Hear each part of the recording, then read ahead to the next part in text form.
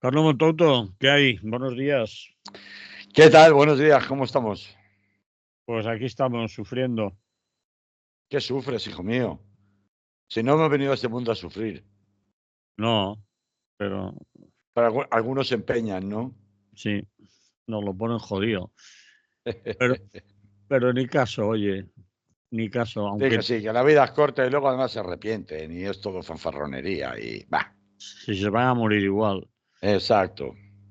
Bueno, espérate que alguno quiere morirse en la Luna o en Marte o quién sabe dónde, o sea que Aquí se van a comer una... una, Es, una, una, una ensalada de la reina lunar. sí, eso es. Se van a comer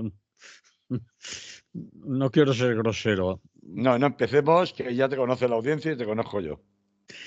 A ver, las guerras tontas, entre comillas, de Donald Trump. ¿A qué te refieres? ¿Por qué tontas? Si lo tiene muy claro.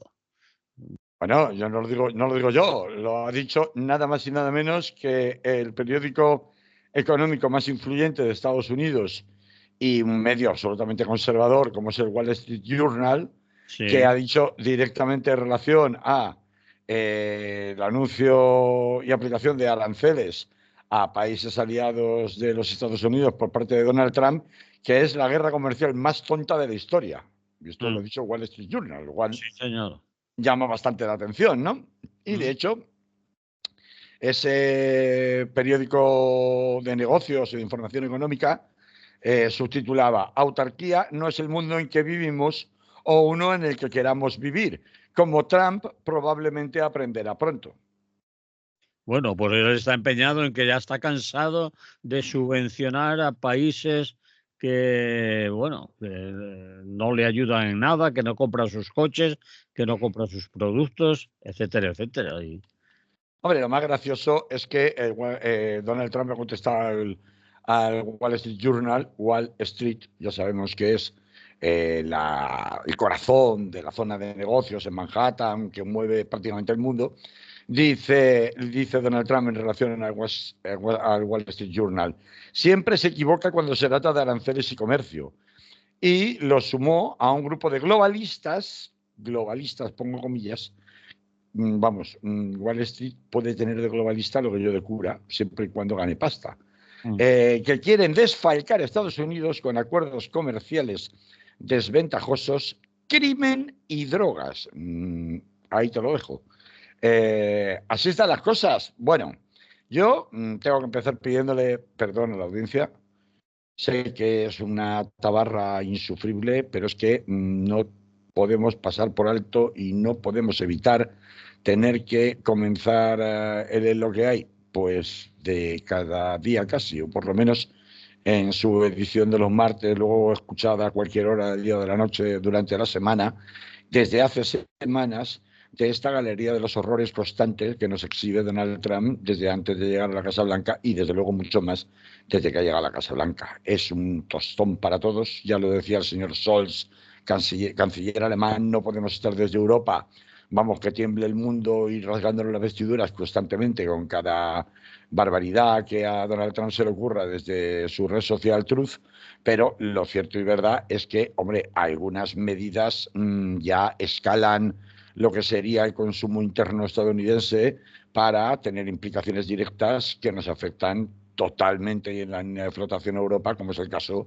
de la guerra arancelaria que ha puesto en marcha, ahora comentaremos cómo la ha puesto, pero a paso cambiado, como hace casi siempre, y que amenaza además con llegar o reproducirse frente a la Unión Europea, como el propio Donald Trump se ha encargado de anunciar este pasado fin de semana. Entonces, claro, no es algo a lo que podamos mirar para otro lado, tanto es así que el Consejo Europeo de Seguridad, que estaba previsto, bueno, que se ha celebrado, de hecho, en el día de ayer, con los ministros de defensa de toda Europa y, bueno, y todos sus premiers, sus primeros ministros, ahí está Macron, Scholz, Sánchez, todos, Mm.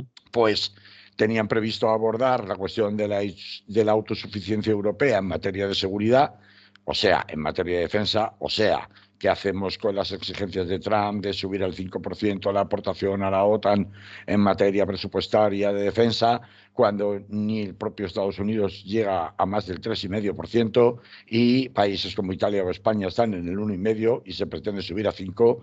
Bueno, pues estos son los juegos habituales, los jueguecitos habituales de Donald Trump, de ya sí que no vas a subir al 5%, pero si consigo que empieces tú mismo a hablar de subir al 3%, eso que he ganado.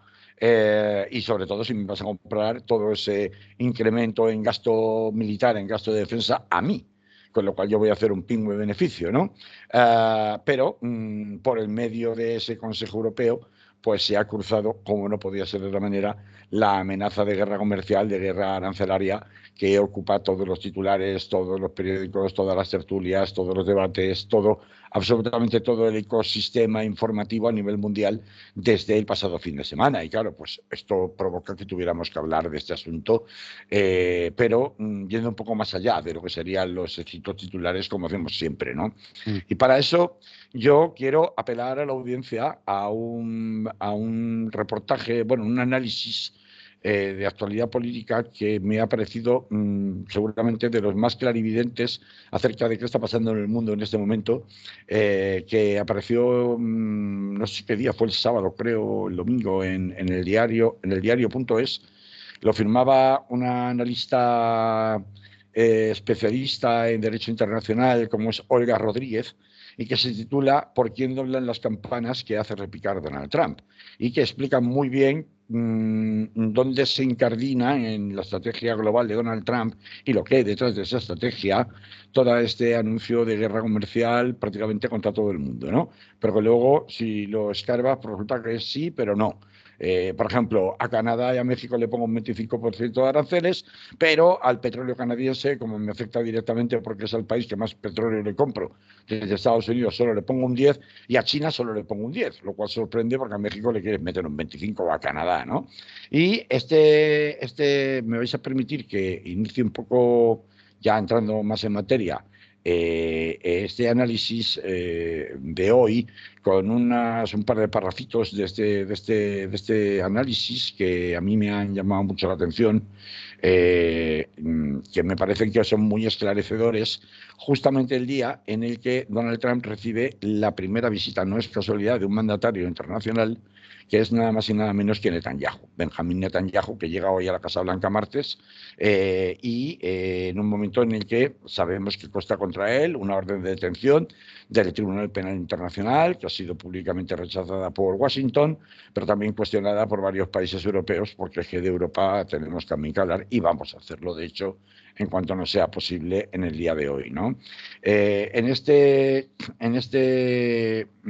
artículo que he mencionado, la articulista, la analista, dice: en un planeta con más de 8.000 millones de habitantes se desarrolla una competición por el control de más recursos naturales y más espacios de mercado. Dentro de esa dinámica en la que se enmarca la guerra comercial entre Washington y China, Europa queda atrapada por los intereses de su aliado estadounidense.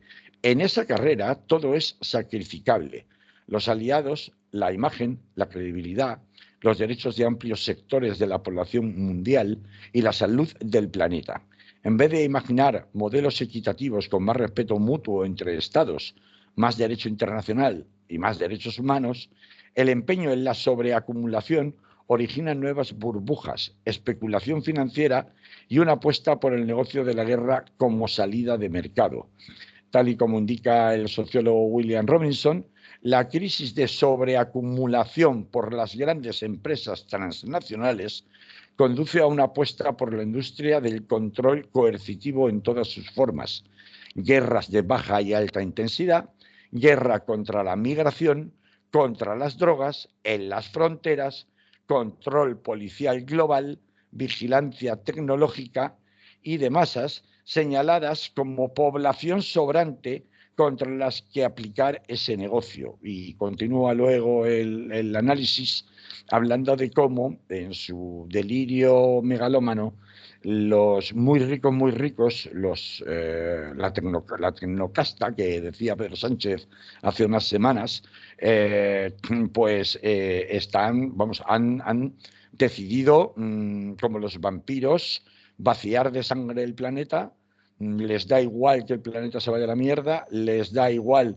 que la especie humana se va de la mierda, mientras que ellos lo que planean es directamente una huida hacia adelante, una huida hacia Europa, ¿no? Hacia Europa, perdón, hacia el espacio. Y, por ejemplo, cita la pensadora Naomi Klein, que dice que creo que el espacio es en realidad una especie de metáfora torpe de lo que están haciendo ahí abajo, que es construir sus trampillas de escape. Dice, no les importa lo que suceda a largo plazo porque, como dices, han descartado el planeta, han descartado a la sociedad. Lo único que les importa es el resultado final. Bueno, claro, uno ve una descripción tan sobrecogedora del futuro que nos espera en manos de estos sátrapas y dices, ¿de verdad esto es lo que va a pasar? Yo, ingenuo de mí, Manolo, siempre pensé que lo único que nos podía, aunque a costa de mucho sacrificio de vidas humanas, despertar definitivamente como especie humana en este planeta, era precisamente la agudización de la crisis climática. No lo pensé solo cuando aparecieron iniciativas como la de Greta Thunberg o como Extinction Rebellion y cosas de este tipo hace unos años. Ya lo venía pensando desde hace antes. No veía ningún resorte, ninguna capacidad articulada de respuesta frente a la sobreacumulación de capital cada vez mayor en el siglo XXI a nivel planetario en manos de muy pocos ricos, súper ricos, ultra ricos.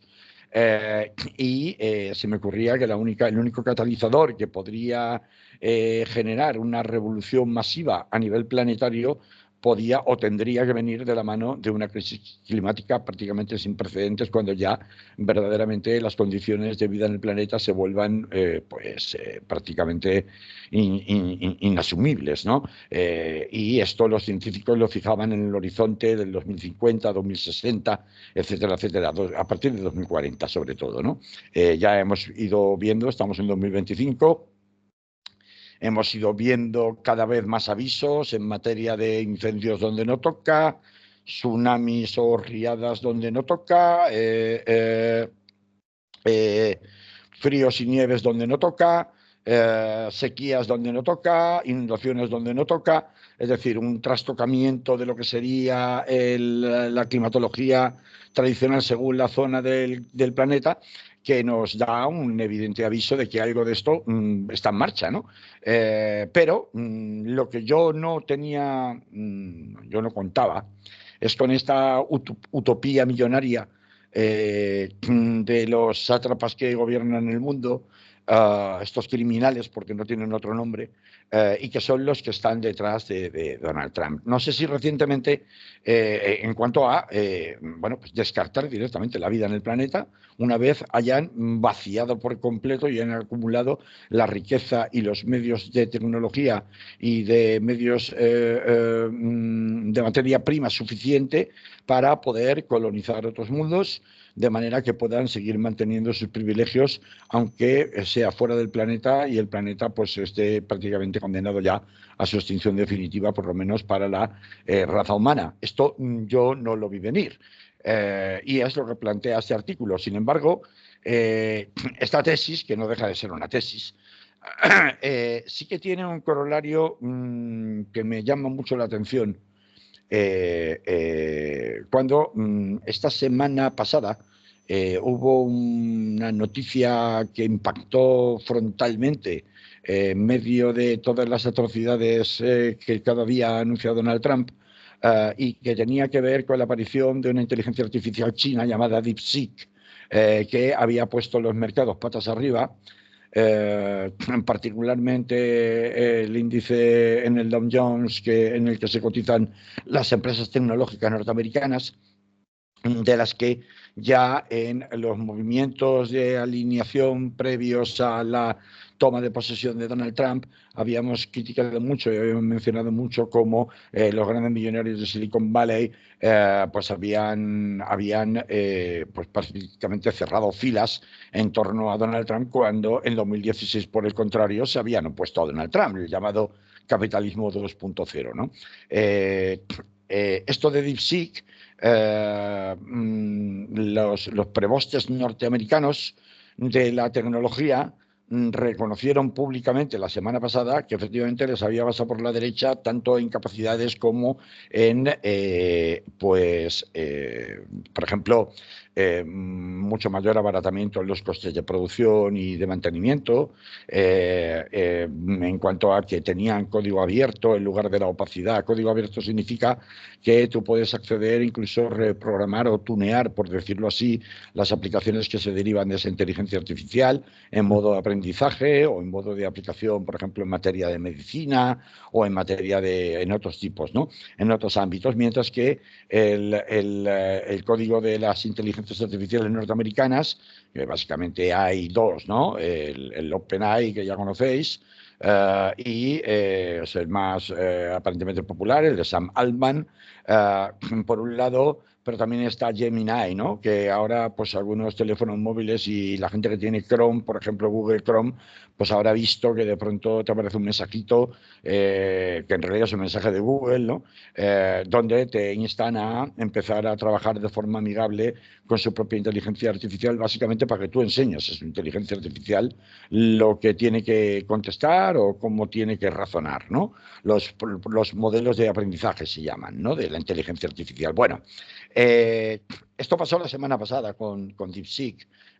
Yo antes había hablado de esa alucinación que nos parece al resto del planeta, que estos ultra ricos, locos y tan poderosos, más allá de las cuestiones ideológicas, tengan el sueño mesiánico de, después de destrozar el planeta y de consumirlo hasta los huesos, escaparse al espacio para continuar manteniendo sus privilegios en el espacio exterior, ¿no? Esto que es una cosa que parece de ciencia ficción y que está pues, apuntado ya en muchos libros de ciencia, de novelas de ciencia ficción, con anterioridad, en las décadas anteriores, resulta que cobra su importancia cuando, en contestación a la llegada de DeepSeek, de la inteligencia artificial china, se anuncia una inversión sin precedentes desde Estados Unidos en el proyecto Stargate. Stargate es el título de una película de ciencia ficción de los años 90, americana por supuesto,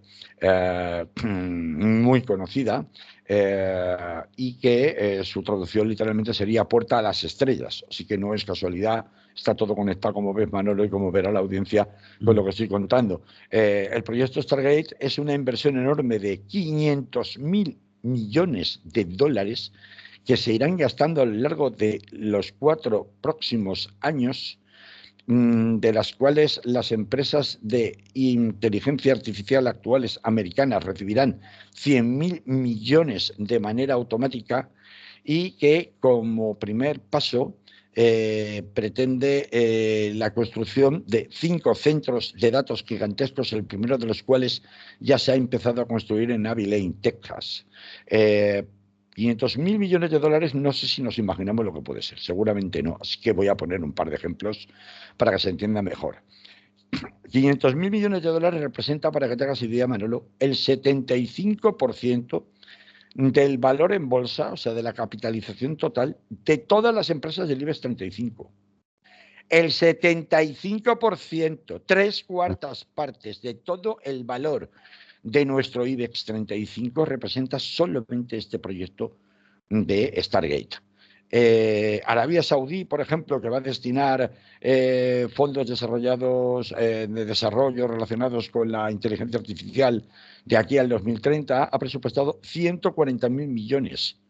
Ellos, que tienen pasta que, vamos, les sobra con el petróleo, pues van a destinar 140.000. En Estados Unidos van a destinar una monstruosidad de 500.000 millones. Para que tengas una idea, si estos 5 centros o macro megacentros de datos de inteligencia artificial se llegan a poner en marcha, consumirían en un año más agua que toda España junta. Vaya. Es decir, cuando hablamos de sorberle la sangre al planeta Tierra hasta el tuétano, lo estamos diciendo no en sentido metafórico, sino en sentido físico real. Y este es un ejemplo, por eso lo he traído. En Esa OpenAI, para refrigerar los superordenadores, me imagino. Claro, claro, claro, claro, claro, claro, claro. Eh, en este monstruo, que es una empresa y proyecto a la vez, es una startup, como le llaman ellos. Una startup es una empresa de inversión riesgo, ¿no? Sería la traducción literal.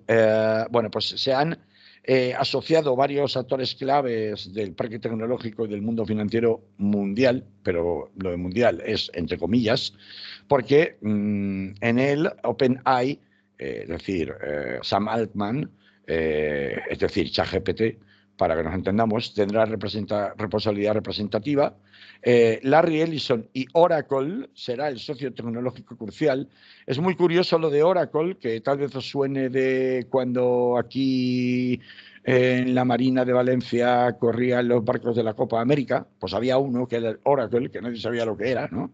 Pero Oracle, por ejemplo, está detrás del lenguaje Java que utilizan todos los ordenadores, son los que tienen la patente y el diseño del Java. Java es la aplicación que utilizan, como digo, todos los ordenadores para que, a su vez, sobre ella, una especie de plataforma sobre la cual funcionan todos los buscadores. Tú cuando pones en Google, googleas algo, ese Google está recurriendo a su vez a una aplicación de Java que fabrica Oracle, para que nos entendamos la importancia que tiene Oracle. Bueno, Larry Ellison, que es un megamillonario como estos de los que estamos hablando, es un tipo que no contaba inicialmente tanto en el parqué tecnológico de las grandes compañías en la década pasada, pero precisamente dado su pleitesía, sus enorme cantidad de millones donadas a la campaña de Donald Trump, ahora es premiado por porque ya se sabe que Roma no paga traidores, pero sí que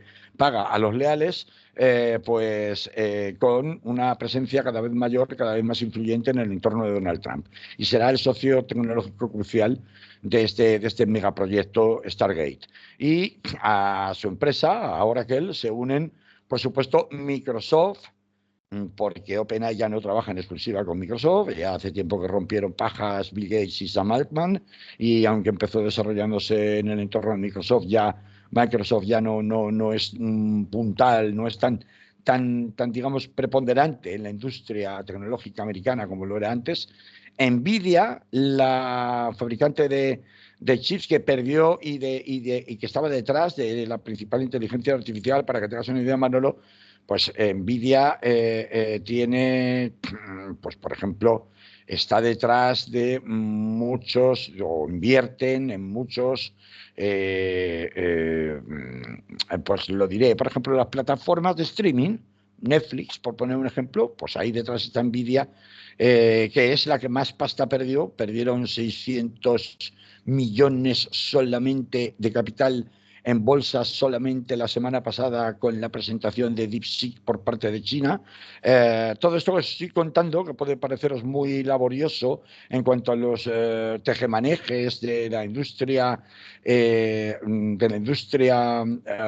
norteamericana puntera, no es más que un rediseño de lo que con carácter más general estaba anunciando este reportaje, este análisis con el que he comenzado el programa de hoy, y es una ratificación de que sí existen movimientos realmente de alineación de enormes concentraciones de capital en relación al control de los recursos de producción y sobre todo de las comunicaciones a nivel planetario por parte de todos estos megalomanos estadounidenses de los que estoy hablando, por supuesto, Mark Zuckerberg y Jeff Bezos también en el equipo, ¿no? El equipo que no se reúne en el despacho Oval, sino que se reúnen en reuniones secretas con Donald Trump y su equipo en Mar-a-Lago, ¿no?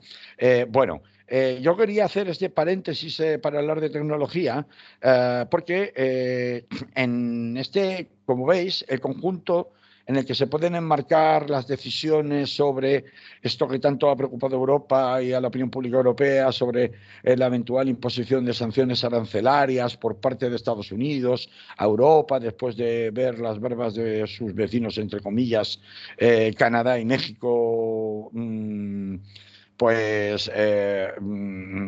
pelar.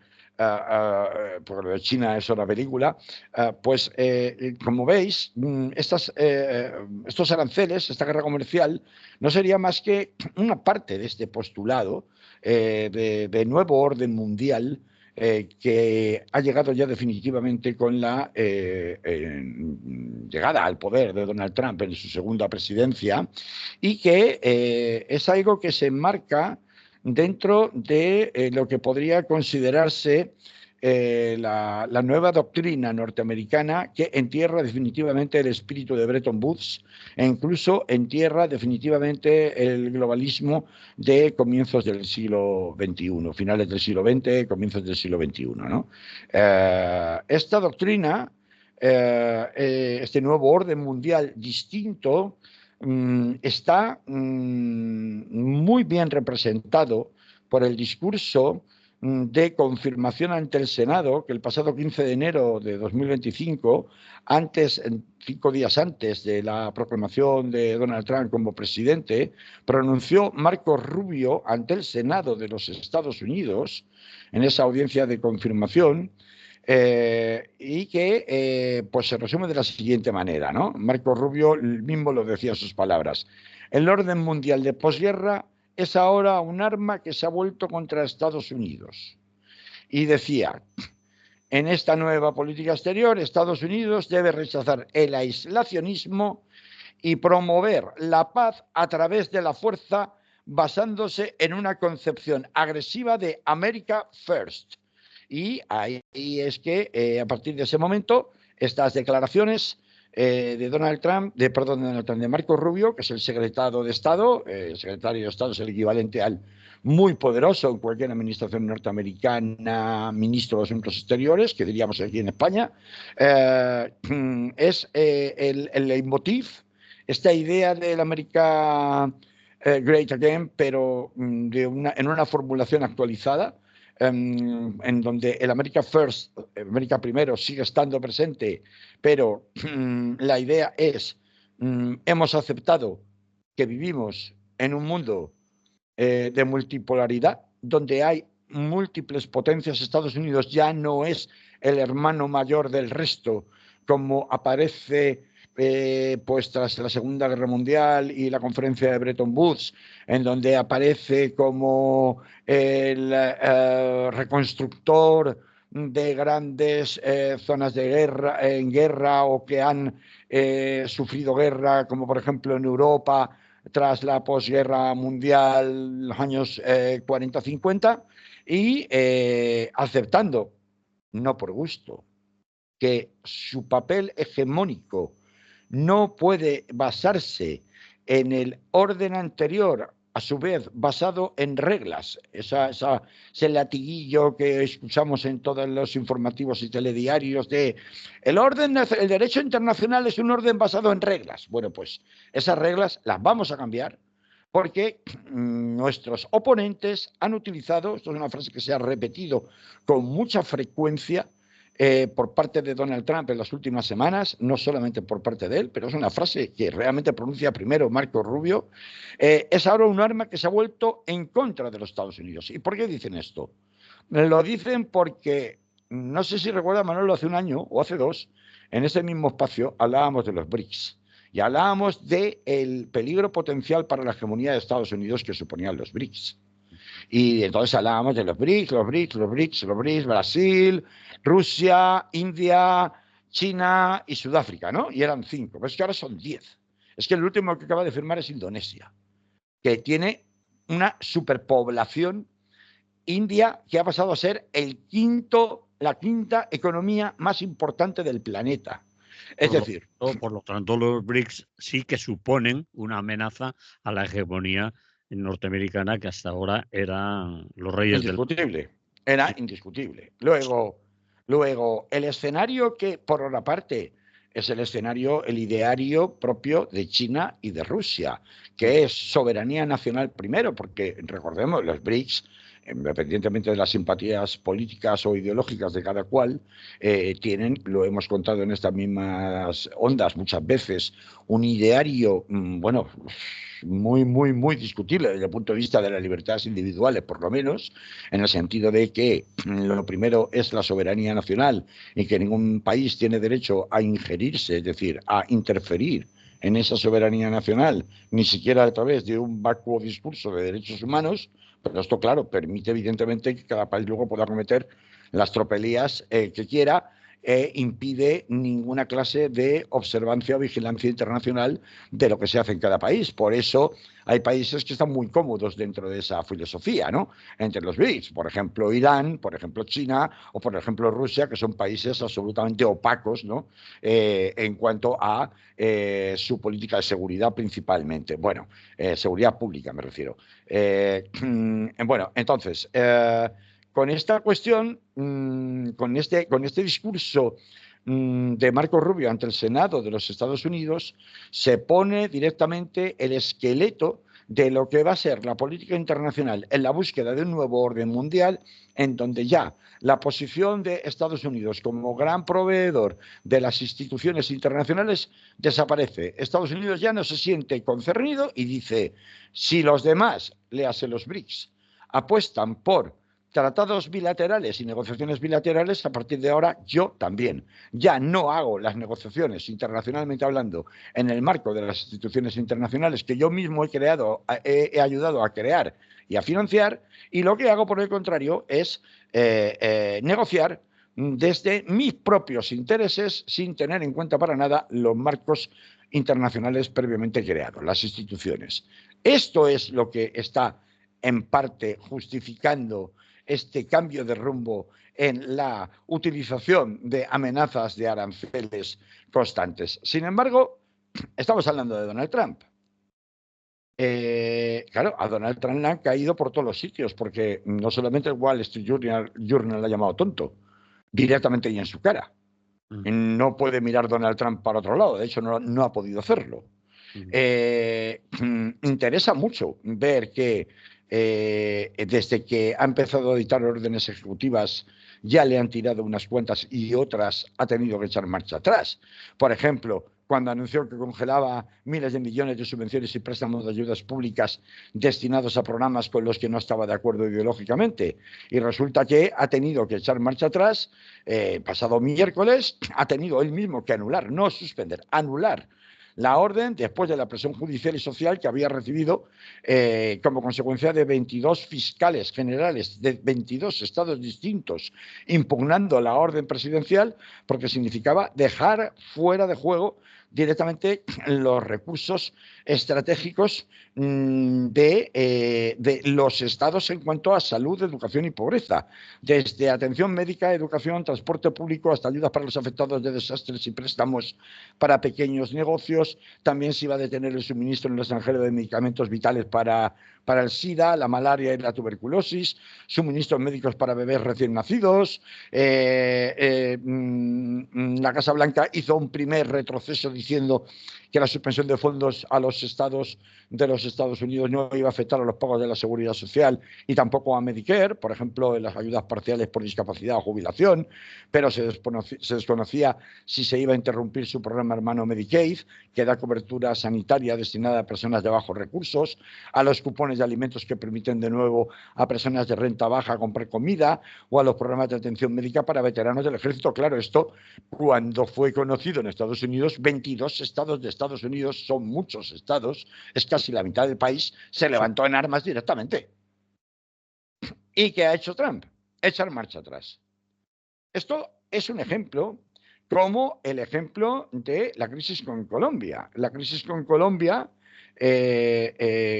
cuando, como recordaremos, hace una semana estábamos hablando por aquí de que si el presidente Gustavo Petro en Colombia había claudicado o no, que es como se vendió internacionalmente, a las amenazas de Donald Trump de imponer aranceles del 100% a Colombia para que aceptara la llegada de deportados en aviones militares y esposados, etcétera, etcétera. Esto, pues tenemos que saber que es que lo que Donald Trump ha vendido y ha aceptado no puede cumplirlo ni remotamente. Ni remotamente. No puede cumplirlo porque, vamos a ver, es que él ha anunciado la deportación masiva de 11 millones de personas. ¿Y sabes cuántos lleva, Manolo, deportados realmente? ¿Cuántos lleva deportados realmente desde que entró en vigor su orden ejecutiva de deportación masiva? Lleva solo cientos de personas, cientos. A ese ritmo, ¿cuántos años necesitaría gobernar Donald Trump de manera efectiva y sin retrasos para poder deportar a 11 millones de personas? ¿La eternidad? Eso quiere decir, Carlos, que muchas de sus anuncios tan altisonantes se pueden quedar en humo en poco menos de la mitad o menos aún de la mitad según vaya pasando el tiempo porque no sea posible simplemente realizarlos, llevarlos a cabo, porque los demás países tampoco se van a quedar callados. Sus aranceles van a tener, ya lo están teniendo, contra Bueno, aranceles, ¿no? Es decir, que no le va a sí, ser sí, todo sí, tan sí, fácil, ¿no? sí, sí, sí, sí, sí. Mira, fíjate, mm, eh, 6 o 7 aviones militares son los que han llevado deportados a Sudamérica. Sí, Solamente han podido llevar unos cientos de migrantes. El coste de los vuelos militares triplica el coste de las deportaciones en vuelos civiles comerciales. mm, O sea, es un planteamiento totalmente insostenible. ¿Para qué se hace? Pues para hacer un show mediático para el consumo de quienes ya sabemos. Por un lado, sobreimpresionar o tratar de sobreimpresionar al resto de actores internacionales y por otro lado para su propio consumo interno de sus votantes en una evidente demostración de fuerza. ¿Qué ha pasado con el choque terrible en el aeropuerto de Washington entre un avión comercial y un helicóptero? sí. Pues que a las pocas horas aparece Donald Trump diciendo que esto es culpa de las políticas de inclusión de Obama y de Biden, como si él no hubiera estado de presidente entre 2016 y 2020, eso se lo salta, y que porque se aceptaban en la plantilla de controladores aéreos a personas con discapacidad. Luego, ¿qué ha pasado? Pues que se ha sabido que el único controlador que había en la torre de control cuando se produjo ese accidente tan trágico era un señor blanco normal y corriente de origen holandés. Sí, sí. No era negro, no era latino, no tenía ninguna discapacidad, no tenía la movilidad reducida, no era nada de esto. ¿Importa algo? No, no importa, porque el mensaje ya está lanzado. ¿Cuántos van a escuchar a Donald Trump lo que sea que diga? ¿Y cuántos van a saber quién era realmente el controlador, que nada tenía que ver con lo que dijo Donald Trump como causa del accidente, que estaba operando él solito, el pobre, haciendo el trabajo de 2 y de 3 en ese momento en la torre de control? En lugar de poner el dedo en donde hay que ponerlo, que es en la desregulación y en la falta de contratación efectiva y eficaz de los servicios aéreos en los aeropuertos civiles de los Estados Unidos, se pone el acento en otro sitio. Entonces, cuando tú me preguntas, ¿esto quiere decir que es una barrabasada, que es un farol? No, no es un farol. O sea, es un farol, pero no es un farol. Es su forma de negociar desde esta política de America First de la que antes se ha hablado, que enunció ante el Senado de los Estados Unidos Marco Rubio. Ha estado hace nada Marco Rubio en Panamá. Bueno, estaba todavía, creo que ayer, por lo menos hasta ayer estaba en Panamá. Con falsas acusaciones, a Panamá se le ha dicho que es que China es el que está controlando las tarifas y es el que está controlando el canal de Panamá y en consecuencia de eso, si tengo que invadir Panamá para quitarte el canal y recuperarlo, te lo quito y te invado. Mm. Claro, Panamá que le ha dicho, oiga, mire usted, es que yo no puedo ni iniciar una negociación sobre la soberanía del canal porque eso no está en venta. Yo eso no lo voy a hacer, pero yo puedo tratar de llegar a usted pues acuerdos en materia tarifaria, pues para que sus barcos, ¿qué ha conseguido ya de entrada Marco Rubio? Pues que las autoridades del canal den prioridad a los barcos norteamericanos en su paso por el canal, en vez de tener que hacer cola de días para poder pasar el canal, con lo que eso significa de costes en los fletes. ¿Acaba de obtener una ventaja comercial? ¿Sí o no? Sí, ¿Pretendían realmente invadir Panamá y recuperar el canal? Seguramente no. no. Pero yo he conseguido ya de entrada una ventaja comercial. ¿Qué ha hecho con México en las tarifas? Bueno, los aguacates, los tomates se van a poner por el precio de las nubes en Estados Unidos. Los aranceles lo va a pagar Estados Unidos. Hoy igual tenemos que el ciudadano estadounidense, dice Donald Trump, al pie de las escalerillas de un avión, en un corte televisivo, todo muy mediático, dice igual el pueblo estadounidense va a tener que sufrir un poco de dolor durante algunos meses, pero no os preocupéis que merecerá la pena, porque para eso lo digo yo, que soy super Trump, el superpresidente con superpoderes, ¿no? ¿Qué ha pasado realmente? Es que tú permites el fentanilo, le dice, llegan a decir incluso que es que desde el entorno de Donald Trump, que es que existe un contubernio entre el gobierno mexicano, el gobierno directamente entre el gobierno mexicano y los cárteles de la droga. Y, hombre, esto es como decir que, y sería mucho más apropiado decir que en la Casa Blanca Donald Trump se reúne con criminales, ¿no? Declarados como tales, como se va a reunir hoy con Netanyahu, ¿no?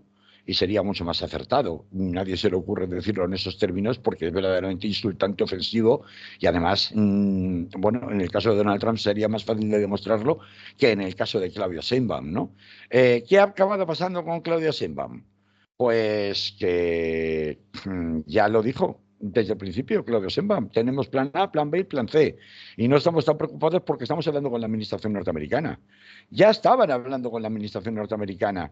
¿Qué ha ocurrido? Que después de anunciar el 25% diciendo de aranceles, justificándolo en que supuestamente se permitía, era poco menos que un narcoestado o un narcogobierno y que se permitía el tráfico de migrantes y de fentanilo como que causa tantos muertos, que de hecho los causa en Estados Unidos, es muy gracioso porque dice si México para la circulación de fentanilo hacia México, entonces los que van a querer saltar la valla no van a ser los mexicanos hacia Estados Unidos, sino los estadounidenses hacia México a buscar el fentanilo, ¿no? Decía una viñeta humorística, ¿no? Bueno, pues ¿qué ha hecho? Que México ha llegado a un acuerdo, han pausado la imposición de los aranceles después de anunciarlos en la misma tarde antes, en la tarde de ayer, cuando teóricamente tenían que haber entrado hoy, los han pausado por un mes. México se compromete a mandar, bueno, 10.000 elementos de la Guardia Nacional de forma inmediata a la frontera para hacer el paripé de que controlan algo, para evitar el tráfico de drogas de México a Estados Unidos y en particular de fentanilo, dice el acuerdo.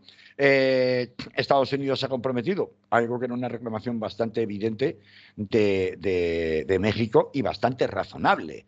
Estados Unidos ha tenido que comprometerse a trabajar para evitar el tráfico de armas de alto poder a México. ¿Por qué? Pues porque México no paraba de denunciar, oiga, pero ¿de qué se está quejando usted con el tema del tráfico de drogas en la frontera? Si es que los grupos de narcotraficantes cada día llevan un armamento más pesado y mejor con los que es cada vez más difícil combatir por parte de la policía y el ejército regular, y es según sus propios informes de ustedes, de los Estados Unidos, un armamento que, según las estadísticas de ustedes, cuando ha sido decomisado, se ha visto que tienen una procedencia del entorno del 75% de los propios Estados Unidos. Por lo tanto, ¿dónde están comprando los narcotraficantes en México, los famosos cárteles de la droga de Sinaloa, de Juárez, de Ciudad Juárez, de Tijuana, etcétera, etcétera? Las armas en Estados Unidos. Son ustedes los que le venden las armas a los malos. Bueno, pues el segundo punto del acuerdo entre México y Estados Unidos se compromete a trabajar para evitar el tráfico de armas de alto poder a México. Y el tercero, la creación de dos comisiones del más alto nivel, una de seguridad y otra de comercio, que son los que ponen en pausa los aranceles por el plazo de un mes, que evidentemente se acabará prorrogando, porque está clarísimo que estos aranceles no tenían ni pie ni cabeza y que además suponían un peligro de inflación muy evidente para el propio estadounidense, que es justamente la lucha contra la inflación durante el periodo de Biden lo que le sirvió como caballo de batalla principal a Donald Trump para salir elegido presidente. ¿Qué ha pasado con Canadá? Con Canadá, Le ha dicho lo pues de las la... cosas no son tan fáciles. Porque es que, claro, las excusas que he buscado son muy chungas, ¿no? Porque son absolutamente irrealistas. Es decir, es que mientras que en la frontera sur de Estados Unidos, es decir, la frontera con México, decomisan 20.000 kilos de fentanilo al año, en la frontera de Canadá con México, la frontera de Canadá con Estados Unidos, la frontera norte, han decomisado 20 kilos. Eso no es nada. Con lo cual, decir, no, es que tú colaboras en la introducción de fentanilo es bastante ridículo. De hecho, tanto es así que Donald Trump lo que hace es amenazar para obtener ventajas negociadoras. Eso es una política suya de toda la vida, todos los actores ya se lo saben, por eso, por ejemplo, Claudia Sheinbaum no se ha puesto absolutamente nada nervioso. El problema es que la balanza comercial que tiene Estados Unidos es un auténtico desastre, porque es una balanza comercial en la que no solamente es una cuestión de si está desnivelado en cuanto que a mí me compran menos de lo que yo tengo que comprar al otro país, sino que además esto supone un montón de interrelación. Es decir, castigar a México era absurdo para empezar a la industria automovilística norteamericana, que construye y ha deslocalizado la mayor parte de su negocio de fabricación hacia México. Se fabrican los coches norteamericanos, esos que luego dice si queja Donald Trump que la Unión Europea no le compra. Si se fabrican en México. Si la mayoría de los componentes se fabrican en México, se ensamblan en México. Voluntariamente porque Estados Unidos así lo ha decidido. Hombre, claro. Sus empresas lo han decidido porque es más barato fabricar en México. Nos ha fastidiado porque tienen menor mano de obra, o sea, mucho menor coste la mano de obra, tienen que pelear mucho menos con los sindicatos estadounidenses y, en definitiva, hacen a sí mismos competencia desleal. Entonces, ¿de qué está hablando Donald Trump cuando habla de imponer aranceles? ¿Son creíbles los aranceles de Donald Trump o solamente forma parte de la típica baladronada de matoncete de 3 al cuarto que pretende impresionar al enemigo para obtener alguna concesión o alguna ventaja en un proceso negociador? Porque hay procesos negociadores que se pueden abrir. Por ejemplo, un proceso comercial, pues bueno, pues sí, el de Panamá, el de México, pero hay otros procesos que no es de negociación que no se pueden abrir.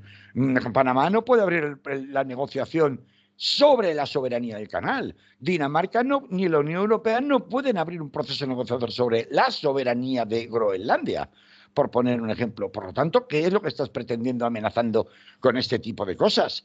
Bueno, más allá de las amenazas de matón de barrio o de matón de colegio, hay una cuestión añadida que es bastante grave, que es que en este nuevo orden mundial que se pretende imponer por parte de Estados Unidos, sí que hay un trasfondo que va más allá de la mera amenaza, porque hay como una demanda de los grandes capitales, por eso he hablado antes tanto de Stargate, que demostrarían que no cabe la posibilidad de marcha atrás en cuanto a que haya una vuelta a los orígenes de los Estados Unidos formando parte de organizaciones como la Organización Internacional del Comercio u otras organizaciones internacionales. Y esta ruptura del paradigma yo creo que es lo más relevante que está detrás de todo esto, independientemente de que luego pues con Canadá acabe también echando marcha atrás. De hecho, ya han empezado a negociar algunas cosas y que realmente con la Unión Europea al final todo embarranque en una especie de amago de te doy pero no te doy pero suspendo, te doy pero tiro marcha atrás. Tengo mucho cuidado sobre si tengo te meto un 10% en estos productos, pero en estos otros te hago una exención y entonces aquí no te voy a imponer aranceles. Estamos en un terreno muy movedizo en el que hay que poner un poco las cosas en su sitio, pero sí pensar que estamos en manos de criminales que han decidido extorsionar el planeta todo lo que les dejemos, y en esa medida que el resto de países busquen alineamientos diferentes para su propia supervivencia, empezando por la propia Unión Europea, y esas declaraciones pasmosas, a mi entender, de la mismísima Ursula von der Leyen, apelando a los socios europeos a buscar nuevos alineamientos en materia de seguridad y sin miedos con China y con India, sería una demostración palpable de que esta nueva política de Estados Unidos contra todos, lo único que puede acabar suponiendo en la práctica es que efectivamente, si lo que pretende es desmoronar las alianzas que había mantenido hasta la fecha tras la Segunda Guerra Mundial para controlar el mundo, pues esto lo que le puede suponer es en definitiva la configuración de nuevas alianzas mundiales que dejen fuera a los Estados Unidos. Y además es que contra estas medidas, esta especie de abrazo del oso, esta especie de te amenazo y si puedo te mato, porque de hecho pues Elon Musk acaba, por ejemplo, saltándose de nuevo, que no es competencia suya, que ni siquiera forma parte del gobierno de Donald Trump, acaba de suprimir directamente los fondos de la mayor agencia de ayuda internacional del mundo, que es la USAID, que contaba con 38.000 millones de ayudas que llegan a todas partes del globo, y la acaba de desmantelar y la acaba de paralizar.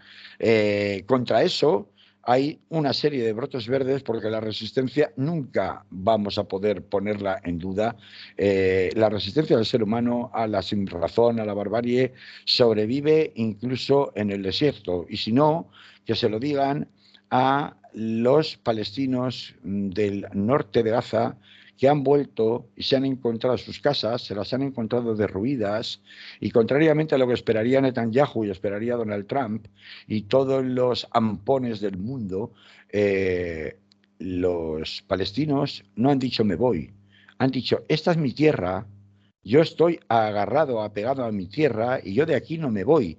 Y si tengo que levantar mi casa otra vez con mis propias manos, levanto mi casa otra vez con mis propias manos, que es muy diferente a la hoja de ruta que tenía prevista Netanyahu y los halcones sionistas, con el patrocinio primero de Biden y luego de Trump, de desalojar directamente, hacer una limpieza étnica y destruir completamente el territorio, porque aunque haya una falta total de infraestructuras para garantizar una supervivencia en condiciones medianamente dignas en el norte de Gaza totalmente destruido, el pueblo gazatí ha dicho que no se va, que se queda incluso en esas condiciones. Y esto es un brote verde, una muestra de resistencia casi sobrenatural del ser humano por su propia dignidad como persona, incluso por encima de la muerte, que es una de las grandes esperanzas que tenemos en la humanidad en que efectivamente estas cosas no acaben pasando.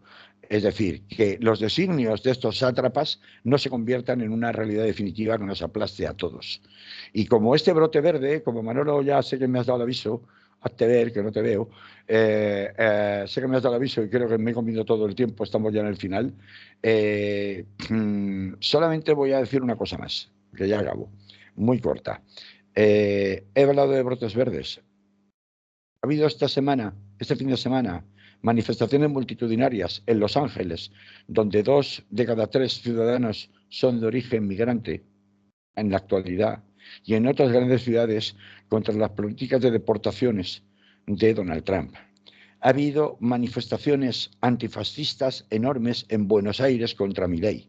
Ha habido manifestaciones enormes de más de 150.000 personas en Berlín este fin de semana, en Alemania, contra el acuerdo, contra ese dinamitar todos los diques de contención que había contra la ultraderecha en Alemania, que ha llevado a cabo el actual líder cristiano-demócrata en la configuración del nuevo plan de frente de lucha contra la inmigración, con el apoyo de Alternativa por Alemania, y que finalmente y milagrosamente no ha salido aprobado en el Bundestag. Es decir, brotes verdes de resistencia ya los hemos empezado a ver, y van a tener que ir a más, y van a tener que ir a más en todos los frentes. Va a costar mucha sangre, va a costar mucho dolor. Esta gente ha decidido arrasarnos a todos porque ellos creen en su locura que están por encima del bien y del mal, incluso de la destrucción del planeta Tierra, pero esto no se lo podemos permitir. Yo creo que las poblaciones del mundo no se lo van a permitir, y que cuanto más claro veamos este sinsentido y esta sinrazón constante de este personaje, más fácil va a ser que la gente se empiece a levantar en todas partes del mundo, ¿no? Más allá de los caciquillos con intereses locales, los caciques políticos con intereses locales, que son con los que tenemos que tratar día a día en nuestros propios territorios, se llamen PSOE, se llame PP o se llame nuestra sacrosanta e hipócrita Europa que mira para otro lado en tantas y tantas cosas y a las que Putin, y con esto acabo ya, recordemos que ha dicho recientemente los líderes europeos harán como siempre, les ha faltado llamarnos pequeñas putitas, ¿no? En el peor y más ofensivo sentido de la palabra de me vendo por cualquier cosa, ¿no? He acabado diciendo eso de protestarán mucho ahora, pero ya verás cómo acabarán moviendo las colitas de rodillas delante de Trump. Esto lo ha dicho, son palabras de Putin, ¿no? Esperemos que esto no sea así, o pese a ellos, que los pueblos de las distintas partes del mundo comprendan que esto que pretenden estos sátrapas va en contra de los avances de la historia y que no se puede volver atrás como pretende hasta la fecha Donald Trump y toda esta gente. Muy bien, Carlos. Pues acabamos así. ¿Vale? Pues lo he metido todo al final en un solo saco, lo que pretendía hablar, pero más o menos ha entrado, así que estoy contento. Vale. Nos oímos la semana que viene, Carlos. Así es. Hasta la semana que viene. Hasta luego. Salud. Salud.